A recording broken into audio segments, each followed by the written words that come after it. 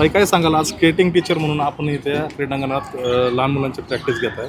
कशा पद्धतीने या क्रीडांगणाची पहिली अवस्था होती आणि आता काय झाली आणि येणाऱ्या निवडणुकीमध्ये स्थानिक नगरसेवकांकडून काय अपेक्षा असतील? सुरुवातीला आमच्याकडे आम्ही क्लासेस जेव्हा चालू केले तेव्हा आमच्याकडे ग्राउंड नव्हता. म्हणजे स्केटिंगसाठी मुलांना आम्हाला प्रशिक्षण देण्याची भरपूर इच्छा होती. भरपूर वर्षापासून आमचा हा प्रयत्न चालू होता, पण आम्हाला त्याच्यासाठी जागा मिळत नव्हती. सो शामण्णांमुळे आम्हाला ही जागा मिळाली. म्हणजे त्यांनी हा जो ग्राउंड हे तयार केलं, त्याच्यानंतर ही बाहेरची जी जागा आहे ते जागा आम्हाला वापरायला मिळाली. आणि आज आम्ही गेले 1-1.5 वर्षापासून इथे क्लासेस घेतो आहे. शामण्णांच्या मदतीमुळे आम्हाला हे सगळं करता येतं आहे.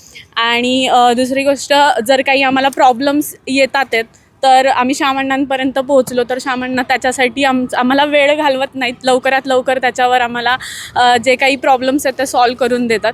तर शामण्णांनी आमच्यासोबत कायम राहावं, हे ते राहतीलच आमच्यासोबत. आणि आता मनीषाताई आहेत, तर मनीषाताई आम्हाला सपोर्ट करतील, हा आमचा त्यांच्यावरचा विश्वास आहे आणि ते पूर्ण करतील हे नक्कीच.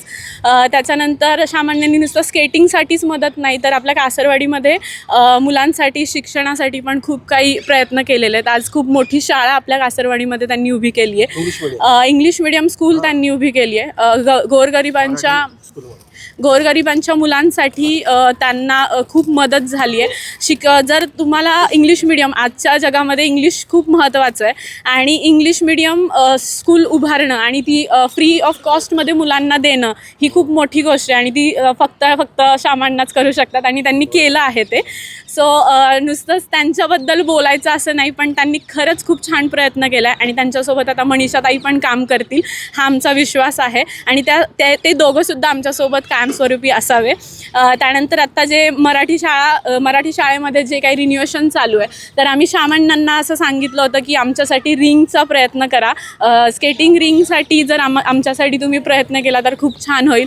तर शामण्णांनी त्याच्यासाठी सुद्धा पुढे अप्रोच केलेला आहे आणि त्यांनी सांगितलं आहे की 100% तुमच्यासाठी आम्ही रिंगचा प्रयत्न करू. आणि त्याचप्रमाणे शामण्णांनी आमच्याकडून कोटेशन घेऊन तिथे ॲक्टिव्हिटी रन करण्यासाठी पण प्रयत्न करतात.